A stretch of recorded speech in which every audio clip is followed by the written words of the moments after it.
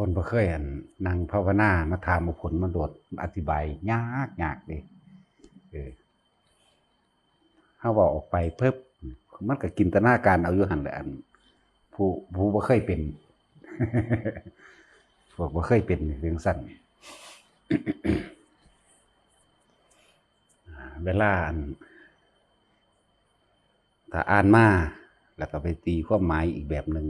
จินตนาการวาดภาพไปอีกแบบหนึ่งเด้ความรู้จริงกับความรู้จำจึงต่างกันหลาย ต่างกันหลายแต่ถ้าทุกคนเข้าใจความหมายสูงสุดของคำว่าสมาธินี่เริ่มตั้งแต่คณิกะสมาธิอัปปนาอุปจารสมาธิจนถึงอัปปนาสมาธิถ้าเข้าใจคำว่าอัปปะนี่หมายถึงว่าความว่างหรือความสงบอันหาประมาณบ่ได้นั่นเองเพิ่นจึงว่าอัปปนาสมาธิจิตตั้งมั่นในความสงบอันหาประมาณไม่ได้ในอารมณ์อันเป็นอุเบกขาเนี่ยมันแปลมาว่าจังซั่นแต่ผู้เขาไปถึงตรงนั้นแล้วโอ้ยจักสิว่าจังใดดีแล้วล่ะเพิ่นตั้งชื่อไว้ให้นะเวลาถึงอัปปนาสมาธิแต่ว่าก่อนที่ถึงอัปปนาสมาธินี่ติเนี่ยอีกอย่างนึง ถ้ามันถึงอัปปนาสมาธิเอิ้นว่าเทียบใส่ฌานก็คือเป็นฌาน4แล้วเอิ้นว่าเข้าฌานถ้าเทียบใส่อัปปนาสมาธิโดยที่ว่าเฮาเอาอารมณ์ความรู้สึกข้างในที่มันเป็นออกมาใส่ในปกติปัจจุบันนี้คือทั้งที่เฮาขับรถอยู่หรือว่าเฮ็ดอีหยังอยู่ก็แล้วแต่แต่มันสิเป็นผู้มีสติรู้อยู่มันสิเป็นแบบนั้นดูอยู่หยังรู้อยู่ในความว่างทั้งที่ตาก็เห็นหูก็หูยินตาก็เห็นหูก็หูยินเรื่องราวต่างๆจมูกก็ได้กินนะกินข้าวก็ได้รสชาติรู้สึกร้อนรู้สึกหนาวโดยกายเบิดทุกอย่างเป็นคือคนปกติแต่ผู้เคยถึงแล้วมองหันแล้วเขามาเอิ้นว่าทรงบัดนี้ทรงฌาน4พุ่นดีว่าธรรมดาดิมันจบแล้วเด้ผู้ใดมันทรงได้แบบนั้นได้น่ะมันสิบ่คิดต่อในเรื่องที่พอใจแล้วบ่พอใจมันคิดอย่างอื่นน่ะมันคิดอยู่แต่ว่าบ่ได้คิดให้มันเป็นได้ดังใจพอใจและบ่พอใจสิบ่มีอารมณ์ความรู้สึกนั้นได้เลยนั่นจังว่าผู้เข้าถึงตรงนั้นแล้วถอดออกมาใส่ในปกติเนี่ยเทียบให้ทำความเข้าใจความหมายของคำว่าการทำสมาธิบัดนี้หลายคนยังเข้าใจว่าต้องมานั่งอยู่ ถ้าเดินถ้าเอิ้นเดินหยังแต่ว่าเดินหาความสงบคือเดินสมาธิบ่นอนยืนเดินนั่งนอนถ้าเข้าใจความหมายของคำว่าเป็นผู้มีสติรู้อยู่แห่งในความว่างเปล่าอันหาประมาณไม่ได้เป็นเอกคตารมณ์คืออารมณ์เดียวนั่นแหละมันรู้อยู่จังสั่นนะ มองหันมันก็ถือว่าถึงละถึงแล้วถึงมองหันละถึงมองดับแล้วแต่ละคนที่อยู่นี่มันบ่ทันได้ถึงจะคนที่ ได้แต่เข้าไปสงบในระดับหนึ่งนะในระดับหนึ่งแค่ว่าอัปปนาสมาธินี่ก็บ่แม่นอุปะ แค่อุปจารสมาธินี่ก็เข้าใจว่าเจ้าของสงบแล้วเพราะว่าบางคนก็ไปจึงอยู่ในแสงสว่างอันนั้นแหละบ่ยอมปล่อยแสงสว่างบางคนก็ไปจึงอยู่ในภาพพระมั่งประกายพฤกษ์มั่งจึงอยู่หั่นแหละบ่ยอมกลับเข้ามาสู่ลมอันเก่าเด้เขาจะถึงแท้ๆเลยคือมันต้องบ่ได้สนใจเครื่องพานที่ว่าอุปจาระนี่สิ่งที่อุบัติขึ้นเป็นเครื่องขวางการเข้าสู่ความว่างเปล่าอันสูงสุดหรือความสงบอันสูงสุดหรือเป็นผู้มีสติรู้อยู่ในอุเบกขานั่นเองโดยมากมันสิไปหันก่อนมากที่สุดคือพวกอยู่นำลิมิตนั่นแหละแต่จะเว้าว่าลิมิตก็ได้ บ่กลับขึ้นมาหลักใหญ่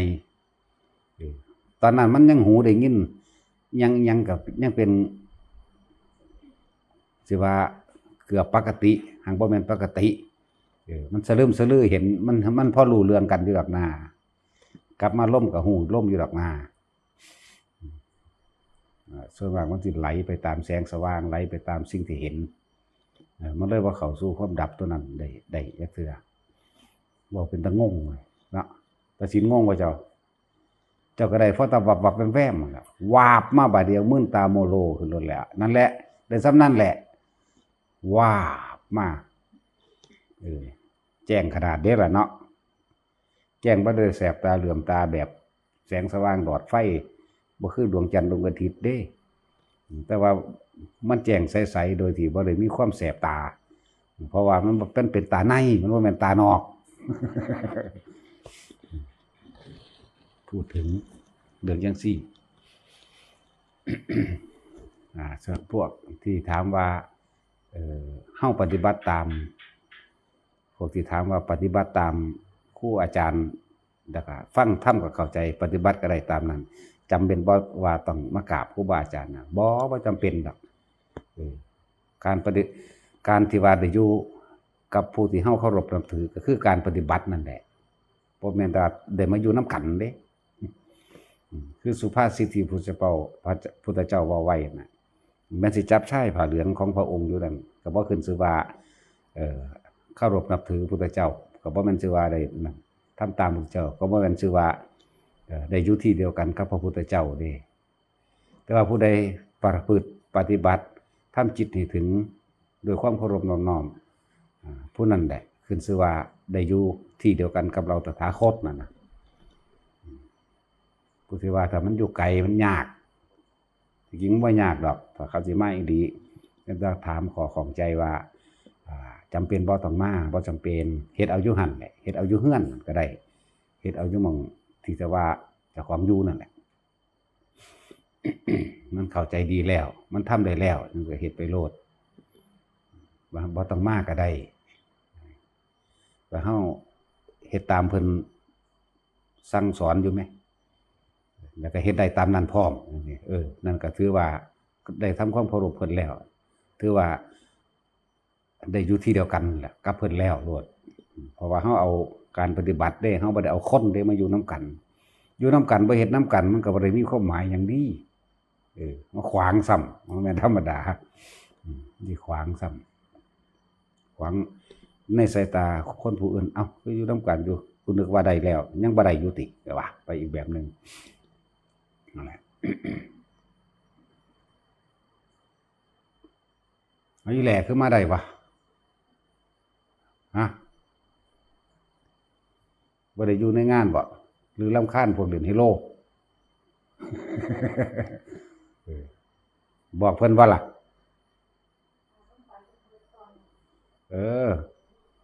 กูไปแต่เมื่อคืนนี่ บ่หาตากูไปดอก บ่หาตาวันนั้นก็ได้ดอกมันจักอยู่ดอกแนวมัน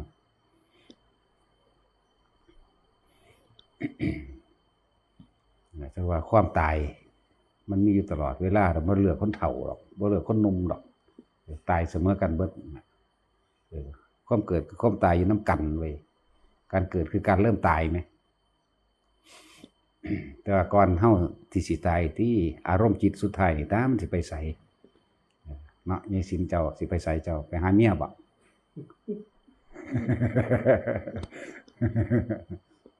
เพราะแม่นได้เล็งไปเห็นเมียอีห่านี่มึงเอาผัวใหม่กูมาหักคอมึงเขาว่าเด้ ปานว่ามันสิได้มามีโอกาสมาหักคอเขา อารมณ์นั้นนรกล่ะอันนั้นคือสิมีโอกาสแน่แหละจังซั่นและการฝึกหัดปฏิบัติทั้งเบิดก็เพื่อเอาไว้บาดสิตายนั่นแหละเพราะเป็นจุดสุดท้ายหรือท้ายสุดแล้วที่เฮาสิเลือกภพภูมิที่ดีหรือบ่ดีบ่มีไผเลือกให้เด้เจ้าของเป็นเองเด้ตัวเฮาเองได้เป็นเองบ่แม่นว่าแล้วแต่กรรมจักไผบุเป็นกรรมหลายๆคนเดี๋ยวบ่ทันเข้าใจกระถึงตัวนี้ นั่นวิธีปฏิบัติของพวกเฮาจึงง่ายสิทำการทำงานสิเฮ็ดหยังอยู่ก็แล้วแต่ให้ทรงอารมณ์มันเป็นกุศลไว้ภาวนาพุทโธไว้ซะเฮาบ่ฮู้ว่าเฮาสิตายยามใดขับรถไปดีๆนี่พุทโธพุทโธพุทโธรถส่งกันปึ้งตายซ้ มันไปหูเมื่ออีกที่หนึ่งอยู่สวรรค์พุ่นเด้เนี่ยเอาง่ายๆนี่แหละอย่าไปเอายากหลายเอาตามความมันขี้คร้านของเจ้าของนั่นแหละ หรือเอาตามความว่ายากมาบ่ได้นั่นแหละเนาะยายสินขับรถไปพุทโธพุทโธพุทโธพุทโธนั่นแหละเฮ็ดไปหรือย่างไปน้ำไห้น้ำหน้าพุทโธพุทโธพุทโธไปนั่นแหละเป็นลมคุ้มอีปูหัวฟาดพื้นตายซ้ำมันไปหูเมื่ออีกทีหนึ่งอยู่สวรรค์พุ่นง่ายๆเนาะแท็กซี่แต่ว่าเบิดอายุสวรรค์เราลงมาเกิดนรกเด้ บ่แม่นเด้ว่าสิไปต่อหั่นไปกินบุญเบิดแล้วมันยังเหลือแต่บาปเด้พวกพ่อมก็คือกันพวกพ่อมนั่นน่ะจับกสิณอันใดอันหนึงเห็นบ่ที่เฮาอันสวดในมหาสมัยเห็นบ่ปัทวีจะอาโป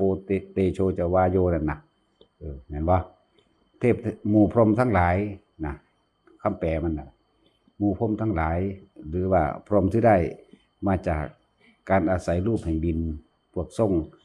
เอิ้นว่าเข้าฌานนั่นแหละเป็นผู้บ่มีความเร่าร้อนเป็นผู้บ่มีความกังวลบ่มีนิวรณ์ในจิตสุดท้ายบ่มีนิวรณ์อาศัยกสิณดินนั่นเองเป็นเครื่องอยู่จับปึ๊บตายหรือว่าปัทวีจ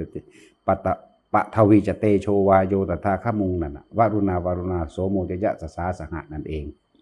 นั่นแหละเทวดาทั้งหลายนี่อาศัยกสิณดินเทวดาทั้งหลายนี่อาศัยกสิณน้ำเห็นบ่เทวดาทั้งหลายนี่อาศัยกสิณลมนะเทวดาพวกมันเหล่านี้อาศัยกสิณไฟจึงมาอยู่ในหมู่พรหมทั้งหลายเหล่านี้นั่นแหละ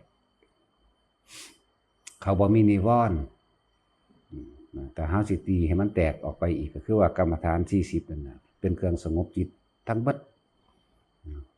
บ่ได้เน้นแต่ว่าต้องจับภาพพระดอก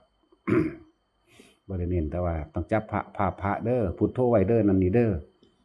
สมัยตะเก่าก่อนบ่ได้มีพระพุทธเจ้าสอนเด้ล่ะเขาเจ้าคือไปเป็นพรหมเป็นอรูปพรหมหลายแท้เพราะว่าเขาเจ้าก็อาศัยอันนั้นแหละอาศัยการฝึกตนในการเพ่งกสิณดินนะ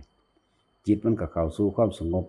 ปราศจากกิเลสเพียงดังเนินแล้วแต่ว่ามีความหลงอันนึงคลุ้มอยู่นั่นเองเป็นผู้บ่มีนิวรณ์นิ่งอยู่จังซั่นอาศัยกสิณรูปแห่งดินเพ่งปัทวีกสินังปัทวีกสินังปัทวีกสินังไปเรื่อยๆก็เกิดเป็นภาพอุคหานิมิตขึ้นมาเมื่ออุคหานิมิตขึ้นมาแต่ส่งอารมณ์ไปได้นานๆจนว่ามันเปลี่ยนได้เมื่อมันเปลี่ยนได้เกิดกลายเป็นแก้วประกายผึกหรือมันสิเป็นเหลื่อมๆขึ้นแสงอาทิตย์ส่องน้ำสะท้อนใส่ตาเฮานั่นแหละแต่ว่ามันบ่เหลี่ยมตาความต่างคือบ่เหลี่ยมตาที่นี่เฮาอธิษฐานได้จึงเรียกว่าปฏิภาคนิมิตนั่นเองอธิษฐานเปลี่ยนได้ เปลี่ยนให้เป็นสีขาวสีเหลืองสีแดงได้ทั้งเบิดทุกสีนั่นแหละนั่นจึงเอิ้นว่าปฏิภาควันนี้ส่วนผู้พระท่านถึงปฏิภาคบัดนี้ก็คือว่าทรงมันจำได้แค่ว่าอุคหานิมิตบ่มีนิวรณ์บ่มีความกังวลอะไรสู้ว่าเขาตายในจิตสุดท้ายในลักษณะนั้นเขาก็ไปเป็นพรหมนั่นเองอันนั้นความต่างของมันเลยมันเลยมีว่าเทวดาทั้งหลายแล้วนี่อาศัยพื้นแห่งดินนั่นแหละขึ้นมาสถิตอยู่นี่จังซี่นะบางพวกก็อาศัยน้ำเขาจะเอาน้ำใส่ในอันใดก็ได้ถ้าผู้จำได้ง่ายคือเลี้ยวเห็นน้ำสระนี่ก็จำได้เลยเด้แต่ผู้จำได้ง่ายเห็นเขาไถนาซื่อๆก็จำได้เด้ดินง่ายๆ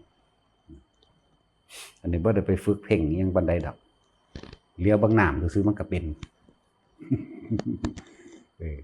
นอนเล่นอยู่ในอันซ่านน้ำหนองไฟวัด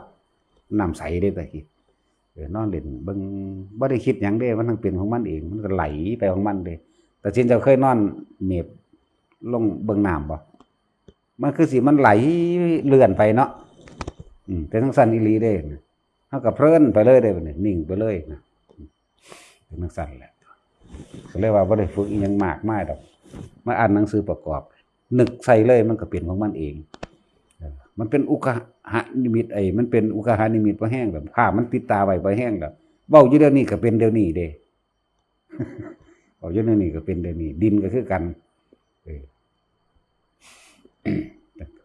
ดินก็จำแค่อันก้อนที่ไถนั่นแหละ มันก็เป็นของมันเองมันเป็นกลมๆขึ้นมาพอแห้งแล้วดินก็เลยสีเขียวก็สร้างเดี๋ยวบางป้าไม้ก็เป็นล่ะเฮาใส่มันเป็นปฏิภาคเลยตีมันขึ้นมาเลยแบบวาดรูปมันโหลดเอาวาดรูปเอาเลยนึกมันก็เป็นดอกเองล่มตะกี้บ่เข้าใจตะกี้กสินล่มมันเฮ็ดจังได๋ล่มมันเหลียวบ่เห็นแหม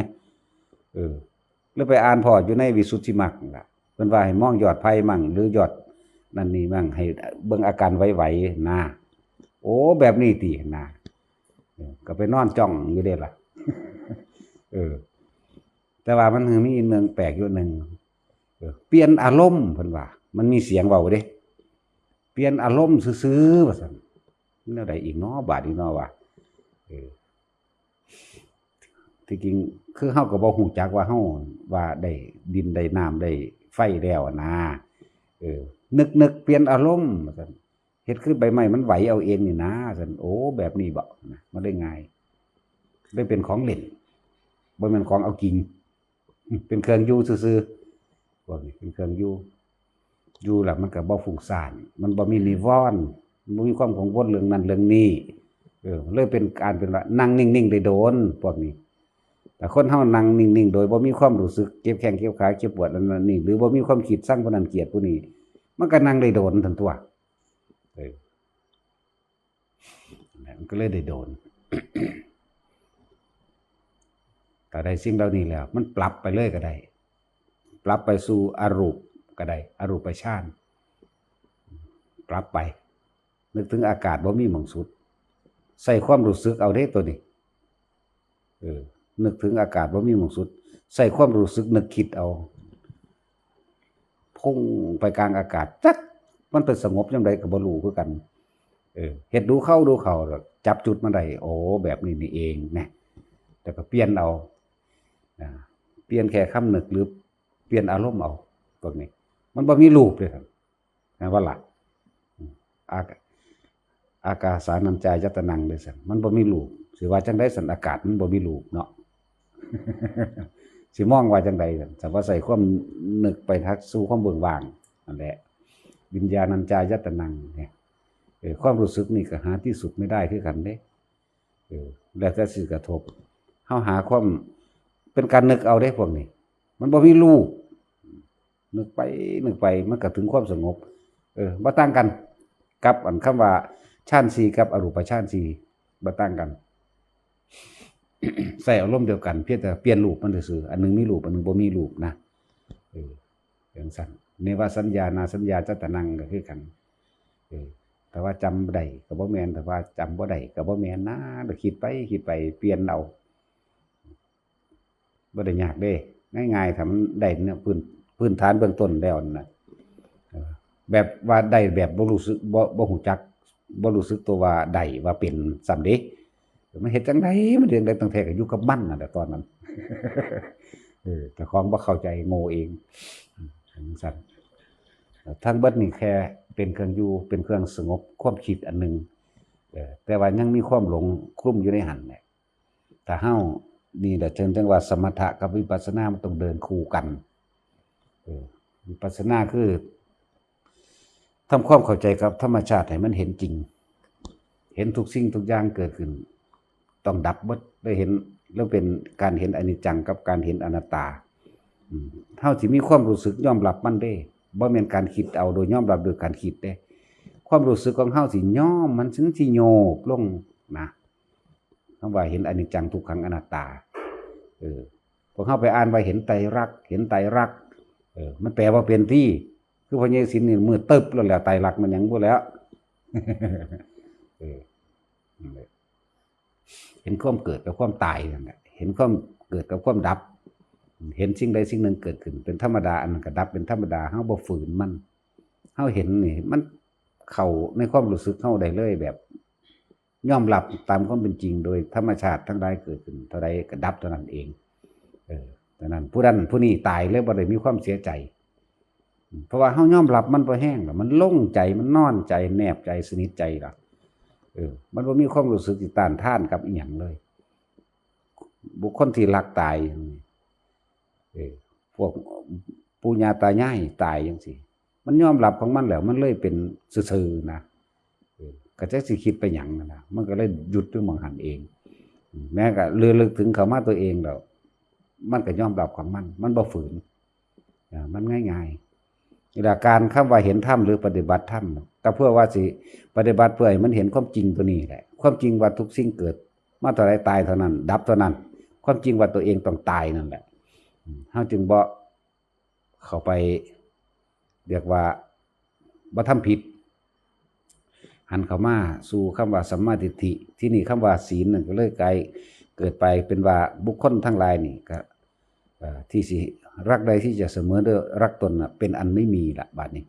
แต่ว่าเฮาเปลี่ยนจากความรักในการครอบครองสนองตัณหาเจ้าของแล้วเฮาเปลี่ยนมาเป็นคำว่าเมตตาเฮาสามารถแบ่งปันประสบการณ์จากความเจ็บปวดของเจ้าของเองนั่นแหละหันเปลี่ยนพลิกมันใหม่คนเฮาบ่มีผู้ใดอยากถูกตีถูกฆ่าถูกลักคนเฮานี่บ่มีผู้ใดอยากถูกตัวบ่มีผู้ใดอยากถูกม่อมเมาเพื่อให้เฮ็ดให้เจ้าของเป็นบ้าเสียสติหน่อยเปียเสียขาปัญญาอ่อนดอกเนี่ยเฮาเคยเจ็บปวดสิ่งเหล่านี้มาก่อนเฮาเปลี่ยนจากความรักที่หวังครอบครองคนเฮาเฮ็ดได้ทุกอย่างเด้ในคำว่ารักแบบโลกมันบ่แม่นรักได้บัดนี้โดยทั้งโลกนะมันเป็นความรักอยากครอบครองเอาไว้เพื่อสิสนองตัณหาเจ้าของเองเพื่อสิให้เขาเอาใจเจ้าของนั่นแหละแท้ที่จริงแล้วเฮานำความเจ็บปวดตัวนี้ออกมาแล้วสามารถแบ่งปันเกิดกลายเป็นความเมตตาได้มันเลยคำว่ารักไปแล้วมันเลยเกิดกลายเป็นเมตตาเลยมีแต่ความสงสารผู้อื่นทั้งเบิดเลยบัดนี้มันเลยเสมอกันเบิดเลยบ่ได้มีญาติบ่ได้มีพี่น้องได้บัดนี้นี่มันสิแบ่งออกมันสิขาดออกมาจากกระแสแล้วของโลกแล้ว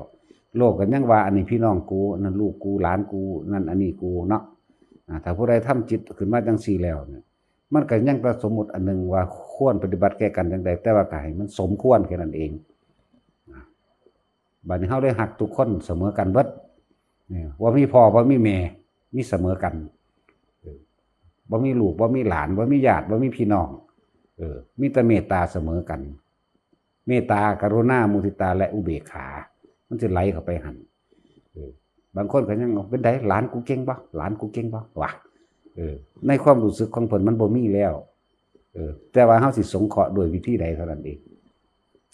เลื่อนว่าสงเคราะห์ได้บัดนี่ บ่ได้เฮ็ดโดยฉันทคติบ่ได้เฮ็ดโดยลำเอียงเด้บ่มีความลำเอียงนั่นมันเสมอกันไปแล้วมันจะเป็นลักษณะนั้นผู้คนต้องผ่านประสบการณ์จริงของเจ้าของเองจังสิเข้าใจได้ตั้งแต่กี่คนเฮาว่าเจ้าฮักข่อยขนาดใดบ่ฮักเบิดชีวิตล่ะชีวิตนี้ก็บ่เคยฮักเจ้าขนาดนี้ว่ะแม่นบ่ล่ะปาดเขาหนีไปมีผู้ใหม่ก็นำขาเขาอยู่ฮักบ่แบบนั้นบ่แม่นหวังเพื่อครอบครองเพื่อสนองแก่ตัณหาเจ้าของเองบ่แต่เขาหนีไปมีผู้ใหม่ล่ะแม่นบ่ล่ะเฮ็ดได้บ่แท็กซี่เป็นตาเฮ็ดได้บ่ล่ะ มันเฮ็ดได้อยู่แล้วตอนคิดเอาแต่ว่าประสบการณ์จริงเวลามันเกิดจริงมันสิเฮ็ดได้บ่ล่ะเนาะจังซั่นแหละทุกสิ่งทุกอย่างต้องผ่านประสบการณ์เด้การคิดการคาดคะเนหาเหตุหาผลมันลงตัวได้อยู่โอ้ยยามใดมึงสิไปเนาะคิดไว้กูสิจ้างมึงไปพร้อมกูบ่อยากให้มึงมาว่าเด้บัดเขาเห็นเขาย่างคู่กันอีหลีมึงสูญขึ้นเฮิบขึ้นนั่นแหละมันเป็นจังซั่นมันสิได้จริงบ่ล่ะนั่นแหละ ว่าทุกคนรักใดที่จะเสมอด้วยรักตนเป็นไม่มีแต่ว่าความรักของพระพุทธเจ้านั่นน่ะเพิ่นก็ผ่านประสบการณ์ในความเจ็บปวดเพิ่นเลยแบ่งปันประสบการณ์ในความเจ็บปวดเลิกครอบครองเลิกเกิดกลายเป็นเมตตากรุณามุทิตาอุเบกขาไปว่างเป็นเด้บัดคำว่าอุเบกขาเป็นปัญญาเด้เป็นว่าสิ่งนี้ควรปฏิบัติอย่างไรเช่นไรพูดเช่นไรกระทำเช่นไรเด้เพราะว่าเพิ่นเห็นเหตุแห่งความทุกข์แล้วเพิ่นเลยว่างอย่างนั้นล่ะเพิ่นเลยว่างแต่เฮาสิพยายามสิลื้อลั่งให้มันเป็นได้ดังใจแน่ก็เป็นอันว่าความรู้สึกอันนี้อารมณ์อันนี้ก็พาเฮาไปเกิดแม่นบ่ล่ะเพิ่นก็เลยว่างว่านี่สัตว์โลกเป็นไปตามกรรมแบบนี้นี่เองเพราะว่าจิตเจตนาในการคิดนึกต่างๆจะเกิดอารมณ์ความรู้สึกในความหึงความหวงความหลายๆอย่างในความอยากทำลายซึ่งกันและกันแหละ หลายๆอย่างส่วนมากพวกผู้หญิงสิตกอยู่ใต้อำนาจของพวกผู้ชายโดยกำลังกะแมนโดยความรู้สึกหลายอย่างกะแมนบัดนี้ผู้ใดอยากหลุดออกจากวงจรแห่งการถูกทำลายและข่มเหงจิตใจนี่หันเข้ามาปฏิบัติธรรมเพราะธรรมะนี่บ่ได้แบ่งแยกว่าหญิงว่าชายบ่แม่นว่าผู้หญิงบรรลุบ่ได้ผู้ชายบรรลุบ่ได้ถ้าเฮาถึงธรรมแท้บ่มีผู้หญิงบ่มีผู้ชายดอกนานั่นแหละพวกผู้หญิงนี่สิตกอยู่ใต้อำนาจของผู้ชายโลกเขาว่าเดี๋ยวนี้เขาให้สิทธิ์เสมอกันผู้หญิงเทียมผู้ชายซั่นบ่มีทางเฮ็ดจังได๋กำลังมึงก็บ่ได้สู้ผู้ชายก็แล้วกันนามีแต่ความคิดนั่นแหละนี่คือความจริงกับจินตนาการคนละอย่างกันเอาแม่เอาพวกละเอาพวกหนุ่มๆ20 ปีกับ20 ปีผู้หญิงกับผู้ชายไปแบกปูนใส่กันเอาถ้ามันแบกได้ซั่นล่ะถ้าว่ามันเทียมกันก็ดีเนาะบัดนี้ว่าทางปัญญาเอาแม่มึงเข้าไปลบมึงสิฉลาดซ้ำกันกับพวกผู้ชายอยู่บ่มีความอดทนทอผู้ชายอยู่บ่นี่คือความจริงแม่นบ่ล่ะก็จังซั่นล่ะ จริงกับชายก็ซกต่อยกันเถอะมึงแม้ถ้ามันสิสู้ผู้ชายได้เนาะ แต่ผู้ใดอยากหลุดพ้นจากอำนาจแห่งการถูกกดขี่ข่มเหงก็ให้หันหน้าเข้ามาปฏิบัติธรรมมันสิเห็นความจริงของมันเองดอกเพราะว่าธรรมนี่บ่แบ่งแยกถ้าจะเสมอก็เสมอได้จริงได้บัดนี้เพราะว่ามันเป็นความเสมอโดยปัญญาเด้เสมอโดยการว่างผู้ใดอยากหนีออกจากลักการถูกกดขี่ข่มเหงในเพศออกมาโลด เป็นจังซั่นแต่ว่าธรรมมันจึงบ่แบ่งแยกถ้าเฮาเข้าถึงความจริงอันนี้แล้วมันว่างเสมอกันบ่ตายมันก็บ่ย่านเสมอกันได้บัดนั่นบรรลุเสมอกันสกิสาคาอนาคาก็ได้เสมอกันอรหันต์ก็ได้เสมอกันหันหน้าเข้ามาหาธรรมถ้าจะได้ความเสมอนะเสมอโดยการบรรลุนั่นแหละเสมอโดยการเห็นความเป็นอนิจจังทุกขังอนัตตาเสมอโดยการเห็นอาสวะสิยังของข้าอยู่ยังมีความหลักความผูกพันเกี่ยวพันกับสิ่งใดสิ่งใดอยู่แต่เห็นแล้วมันก็ละออกจากความรู้สึกนั้นใดบ่มีความรู้สึกนั้นอีกความรู้สึกในความห่วงในความว่านั่นก็ของกูนี่ก็ของกูนั่นแหละมันก็บ่มีตัวนั้นแล้วก็คอยไหลเข้าไปสู่อนาคาขาดสูญสิ้นออกจากกามราคะเมื่อขาดสูญสิ้นออกจากมราคะแล้วคำว่ามานะกับทิฏฐิความเห็นในใจได้คำว่ามานะทิฏฐิที่มันซ่อนลึกอยู่ในหันที่คนก็คิดบ่ออกคือกันมันเป็นกิเลสตัวที่เท่าใด7มันบอกถ้าเจอว่าเรียงตามลำดับมันมานะกับใจทิฏฐิความเห็นอันลึกล้ำอยู่ในหันนะคือหลายๆคนบ่ทันเข้าใจว่าคำว่ารูปราคะกับอรูปราคะมันเป็นจังไดอรูปราคะความรู้สึกในความอร่อยในการเสพกามนั่นแหละเอิ้นว่าอรูปราคะที่มันฝังอยู่ในใจที่มันอยู่ในผัสสะของเฮาเองเห็นว่าแท็กซี่มันบ่มีรูปเวลาเนาะแต่ว่ามันคือมันคือเกิดขึ้นได้เวลาอารมณ์นั้นเกิดเนาะก็จังซั่นแหละเรียกว่าอรูปราคะหาคนมาเถียงเฮาว่ามันเป็นอรูปฌานมันคนละเรื่องกันแล้ว รูปฌานก็อย่างหนึ่งอรูปฌานก็อย่างหนึ่งเลยนี่ว่ารูปราคะคือเห็นผู้หญิงผู้นี้ผู้ชายคนนั้นว่าสวยว่ารอรูปมันนั่นบ่นั่นแหละอรูปราคะดิซั่นอารมณ์อรูปราคะเห็นบ่มันบ่มีรูปแต่ว่ามันคือมีได้เนาะ จังซั่นแหละอันนี้ก็อาจจะเป็นการตอบในความสงสัยหรือความเถียงของเขาที่เขาก็บ่ทันเข้าใจว่ารูปราคะกับอรูปราคะกับรูปฌานกับอรูปฌานมันคนละอย่างกันเด้อ มันคนละอย่างกันเห็นบ่ล่ะมันไหลเข้าสู่คำว่ามานะทิฏฐิมีความเห็นอยู่ในใจของเจ้าของที่ว่างลงบ่ทันใดน่ะมีความสงสัยบางอย่างที่เกิดอยู่ในหันนั่นเองมันเลิ่นมานะแปลว่าใจทิฏฐิคือความเห็นอันลึกๆก็หันนั่นเนาะความเห็นที่มันซ่อนอยู่เลิ่นมานะทิฏฐิความเย่อหยิ่งอยู่ในหันขนาดมีมานะทิฏฐินั่นยังมันยังมีอุทธัจจกุกุจจะอยู่เด้เนาะของมันเชื่อมต่อกันเป็นตัวเดียวกันเนาะมานะคือใจมันบ่ทิฏฐิมันบ่ความเห็นที่ยึดมั่นถือมั่นอยู่ แล้วก็ได้เกิดความฟุ้งซ่านรำคาญหงุดหงิดนั่นแหละมันก็ต่อกันซึ่งว่าสิถึงอวิชชาเนาะทั้งเบิดนี่ก็อวิชชาเลยคลุมไว้คือกันเป็นจังซั่นไล่เบิ่งที่ถือไว้ตามลำดับมันไล่ตามหลักสูตรสักกายทิฏฐิวิกิกิจฉาสีลพัตตุปามาสปฏิฆะกามราคะรูปราคะอรูปราคะมันบ่ล่ะแน่มานะทิฏฐิอุทธัจจะกุกุจจะอวิชชาหลักสูตรมันที่จริงมันบ่ได้เลี่ยงดอกมันเป็นโตเดียวกันทั้งเบิดน่ะอยู่นี่ถ้าดับตัวนึงก็ดับเบิดทันแหละอวิชชามันคุ้มไว้เบิดอวิชชาเป็นปัจจัยบ่ให้เห็นสักกายทิฏฐิแม่นบ่ล่ะอวิชชาก็เป็นปัจจัยบ่ให้เห็นวิกิกิจฉาอวิชชาเป็นปัจจัยมันคุ้มเด้จักว่าล่ะอวิชชาคุ้มไว้คือเก่าแม่นเบิดบ่ให้เห็นปฏิฆะบ่ให้เห็นกามราคะบ่ให้เห็นรูปราคะอรูปราคะบ่ให้เห็นมานะทิฏฐิบ่ให้เห็นอุทธัจจะกุกุจจะก็เพราะว่าอวิชชามันห่อหุ้มไว้อยู่แล้วบ่เห็น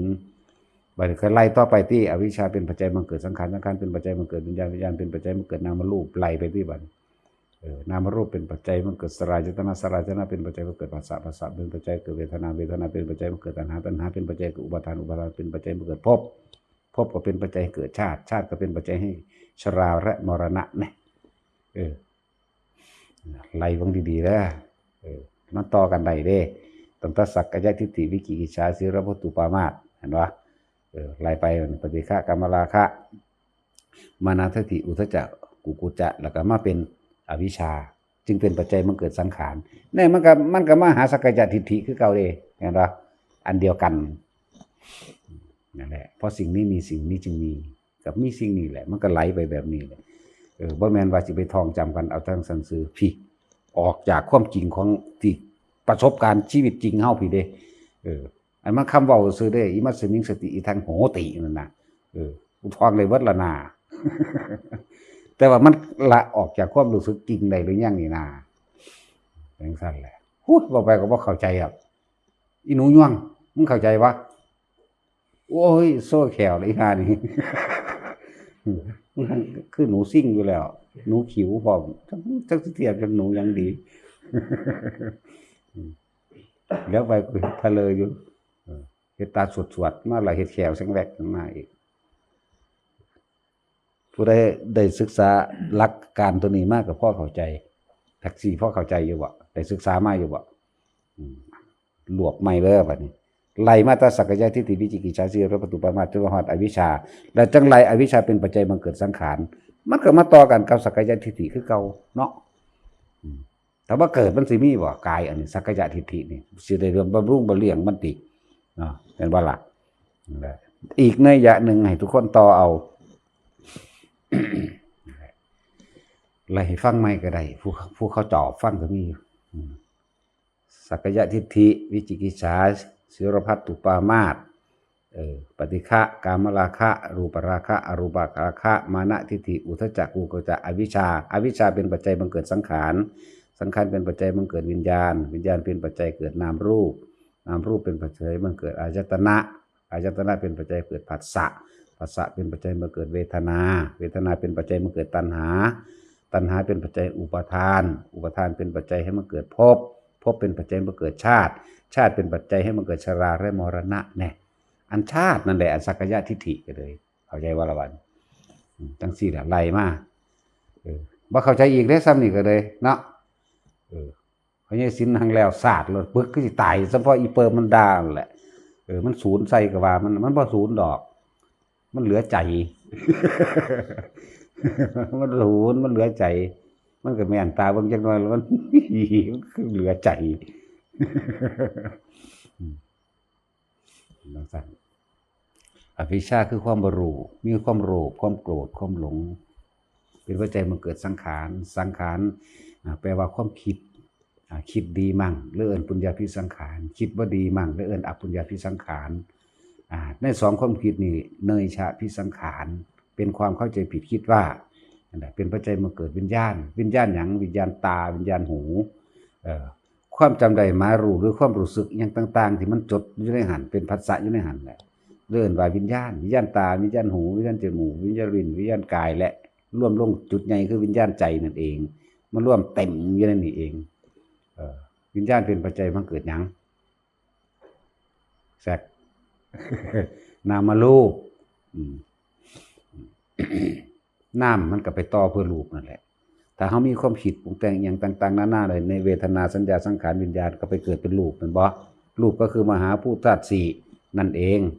ออกจากท้องพ่อท้องแม่มาแล้วก็เกิดเป็นปัจจัยมันเกิดอายตนะคือตาหูจมูกลิ้นกายใจเป็นบ่นั่นแหละอายตนะหกอายตนะถึงเป็นปัจจัยมันเกิดผัสสะเป็นยังคือว่าเป็นปัจจัยมันเกิดผัสสะตาเห็นปึ๊บสร้างเลยก็มีเป็นบ่มักเลยก็มีเป็นบ่ทั้งที่คนบ่เคยเห็นกันเนาะนั่นแหละคือว่าผัสสะมันมีอารมณ์ความรู้สึกนั่นเองผัสสะนั่นสิผัสสะเรื่องสร้างเลยบ่หรือพอใจเลยหรือไม่พอใจเลยนั่นแหละผัสสะถ้ามันมีผัสสะแล้วมันก็มีเวทนาเนาะก็ความรู้สึกพอใจและบ่พอใจนั่นแหละผัสสะมันรวมอยู่ในตัวเดียวกันแล้วนั่นแหละเวทนาจึงเป็นปัจจัยมันเกิดตัณหาคือความอยากนั่นว่าล่ะตัณหากับตัณหาสามนั่นแหละกามตัณหาภวตัณหาวิภวตัณหาตัวนี้จะต้องแยกออกไปตามความรู้สึกนั่นเองเราเป็นกามตัณหาภวตัณหาหรือว่าวิภวตัณหาเพราะว่ามันสิแยกออกไปตามอารมณ์ความรู้สึกเพื่อให้เกิดภพเนี่ยว่าล่ะอันใดก็เป็นปัจจัยมันเกิดภพบ่ล่ะอารมณ์โมโหโทโสเด้ไปใส่อบายภพเนาะ ก็นั่นแล้วเป็นสัตว์นั่นแหละตัณหาสามตัณหาคือความอยากเป็นปัจจัยให้เกิดตัณหาจึงเป็นปัจจัยมาเกิดอุปทานสี่อย่างที่เฮายึดไว้นั่นเองมีทิฏฐุปทานความผิดของตนเป็นใหญ่อัตตวัตถุปทานเนี่ยแสดงความเป็นตัวตนด้วยการกล่าววาจานี้ในความยึดมั่นถือมั่นของตนนั่นแหละศีลพจตุปทานเลยเนี่ยในสิ่งที่ตัวเองได้ยินได้ฟังได้รู้ได้เห็นได้กระทำสืบต่อกันมานี่นั่นว่ากามุปทานตามความพอใจของตัวเองนั่นว่าอุปทานก็เป็นปัจจัยมาเกิดภพกับภพเป็นเก่าภพจึงเป็นปัจจัยมาเกิดชาติชาติก็คือการเกิดนั่นเองถ้าเกิดแล้วมันก็เฒ่าแก่ตายไปหั่นแหละเรื่องสั้นอันนี้ให้ทุกเอาไปพิจารณาเอานี่คืออย่างละเนยยะนาเดียวนึงเด้อนี่เด้อแต่ละคนฟังอยู่นั่นน่ะนาเดียวหมายถึง1เนยยะเท่านั้นเด้นี่ความจริงนั่นต้อง20เนยยะเป็นอย่างต่ำนะถ้าอย่างละเอียดที่ยิบเลยบ่มีหม่องฟิวนี่120เนยยะเด้อผู้ใดมีปัญญาแตกฉานต่างๆนั้นน่ะก็ต้องอาศัยการศึกษากับการปฏิบัติจริงความรู้สึกจริงประสบการณ์จริงบวกกันกับการศึกษาปริยัติปฏิบัติปฏิเวทปริยัติคือการแตกฉานในพระไตรปิฎกปฏิบัติคือการแตกฉานในอารมณ์ความรู้สึกตัวของเองสิออกปลาบ่ออกปลาหรือกระทบรู้สึกยังก็แล้วแต่มันจึงจะเกิดผลเล่านี่ได้นั่นแหละต้องเฮ็ดทั้งสั้นการอ่านแล้วก็การคิดคาดคะเนได้นั่นน่ะก็อีกแบบหนึ่งระดับหนึ่งว่าท่านจะสามารถว่างใดมันต้องมีการกระทบจริงมันจึงสิว่างใดหรือบ่ใดต่างหากคำว่ากระทบจริงนี่คำว่าอ่านแล้วบ่แม่นบ่ได้หมายความว่าต้องเข้าป่าหรือต้องมานั่งสมาธิหลับตาหรือต้องมาเดินจงกรมหรือต้องมายืนเดินนั่งนอนนั่นแหละบ่แม่นแบบกระทบจริงบ่เฮาบ่มีปฏิบัติแบบนี้ก็สร้างแต่ว่าเฮาสินิ่งใคร่ครวญอยู่ในบทแห่งธรรมที่นี่เฮาไปกระทบจริงไปเห็นคนไปเห็นคนจังสี่ปุ๊บสร้างปุ๊บแต่หูเหตุของความสร้างมาโอ้อันนี้เฮ็ดเนี่ยกูมีความรู้สึกว่ากูต้องไปนรกเล่นนี่เนี่ยมันก็เข้าถึงตัวนี้ได้คือกันเข้าถึงได้คือกันแต่มันทางตั้งอารมณ์เป็นอารมณ์เดียวเด้เข้าใจว่าล่ะในการคิดนึกในเรื่องต่างๆนี่แหละในเรื่องของธรรมนี่จะว่าเฮาสินึกเอาเฉพาะปฏิจจสมุปบาทนึกเวียนไปเวียนมาเวลามันถึงความสงบมันก็ถึงของมันคือเก่าคือโดยบ่ต้องมานั่งในคำว่านั่งสมาธิมันสิเข้าถึงตัวนั้นได้คือกันนั่นแหละจังว่าคนสมัยเก่าโบราณคือสมัยพระพุทธเจ้าแสดงธรรมครั้งแรกว่าบ่ได้นั่งสมาธิเด้ยืนฟังอยู่หั่นแหละบ่ใช่ศีลว่าจักแล้วบ่เคยเห็นเนาะ ยกตัวอย่างก็คือภาษาลีบุตรนี่เพิ่นฟังธรรมจากไผล่ะพระอุปติสสะนี่ ฟังธรรมจากพระอัสสชิได้ล่ะเนาะสารีบุตรนั่นบ่แม่นเพิ่นซื้อไว้จังซั่นเด้พระพุทธเจ้าตั้งชื่อพระพุทธเจ้าเอิ้นชื่อแม่เพิ่นเด้นั่นลูกนางสาลีว่ายังไงเด้ก็สิเว้าคือบ้านเฮาเนาะ ก็เว้าคือบ้านเฮานั่นเอิ้นชื่อแม่เลยนั่นน่ะก็ยืนฟังเด้อนั่นแหละทำทั้งหลายเกิดแก่เหตุเด้อแต่เหตุดับแล้วทุกอย่างก็ดับตามเท่านั้นแหละให้เจ้าพิจารณาเหตุให้ดีเท่านั้นนึงได้ล่ะบัดนี้ก็ไปเว้าให้พระโมคคัลลาฟังบัดนี้เนาะตะโกริตะพระโมคคัลลานั่นน่ะชื่อแท้ๆเพิ่นนั่นน่ะพระพุทธเจ้าตั้งเอิ้นชื่อแม่ซื่อๆอันนั้นแล้วเอิ้นสารีบุตรกับบุตรนางสาลีเนาะแต่ว่าบ้านเฮาก็ว่าลูกอีนั่นลูกอีนี่แหละ คือเฮาเว้าเนี่ยลูกอีดำนั่นแหละคือเฮาด่าอีอันนูหินนั่นแหละลูกอีดำนะลักษณะนั่นแหละเขาจะก็ไปบอกกันว่าจังซี่นั่นก็บรรลุไปนำกันบักหลายโลดมั้ยเนาะแม่นบ่ซั่นนั่นแหละมันบ่มีหนังสือให้อ่านดอกตะกี้มีแต่ปากต่อปากนั่นล่ะ บัดนี้องคุลิมานนั่งขาคนอยู่ตุ่มๆอยู่ตัวเทิงไหล่ขาพระพุทธเจ้าซ้ำเพิ่นก็ยืนฟังธรรมนั่นเด้ล่ะเราหยุดแล้วนะเราหยุดการเบียดเบียนทำให้ผู้อื่นเสียชีวิตและทรัพย์สินและเดือดร้อนแล้วเพิ่นก็หันปึ๊บเข้ามาหาเจ้าของมันก็เห็นทันทีนะมันก็เห็นหยังประสบการณ์เจ้าของแล่นอยู่ในป่าพุ่นสิกินข้าวกินน้ำก็หาอยู่หากินยากกระดอกเป็นจังซั่นนั่นคือมันเห็นความจริงมันเป็นประสบการณ์จริงที่มาเทียบใส่แล้วโอ้มันก็ลงของมันเองซั่นเองแล้วก็ตระกูลนั่นอิหยังขยะกัสสปะพวกชดินสามพี่น้องน่ะทั้งเป็นพันทั่วเนาะเทศนาบทอธิตปริยายสูตรนึงได้ล่ะร้อนเพราะว่าไฟคือราคะไฟคือโทสะไฟคือโมหะเด้อเขาเจ้าบูชาไฟเด้ซั่นเนาะเพิ่นเลยเอาเรื่องไฟนั่นล่ะเทศเรื่องไฟเลยเพิ่นบ่ตัดทีเดียวเด้โอ้การบูชาไฟนี่ดีเนาะว่าเพิ่นบ่ได้ว่าเด้ว่าบ่ดีบ่ถูกบ่แม่นเพิ่นบ่ว่าเด้การบูชาไฟนี่ดีเนาะเพราะว่าหยังจิตเขาสงบแล้วเด้นั่นน่ะเขาสงบแล้วเด้นั่นเพราะว่าตาฟังธรรมว่ามันร้อนเพราะนั้นเพราะนี้เพราะความปรารถนานั่นเองแน่ก็ว่างปัวก็บรรลุอรหันต์เป็นพันโลดนั่นนั่นแหละจังว่าคิดเอาคิดให้เป็นก็เย็นสบายเท่านั้นแหละคิดว่าเพิ่นก็เต้นไปเต้นมาอยู่หั่นแล่นหาอยู่หั่นแหละเนาะเอาสมาทานซะ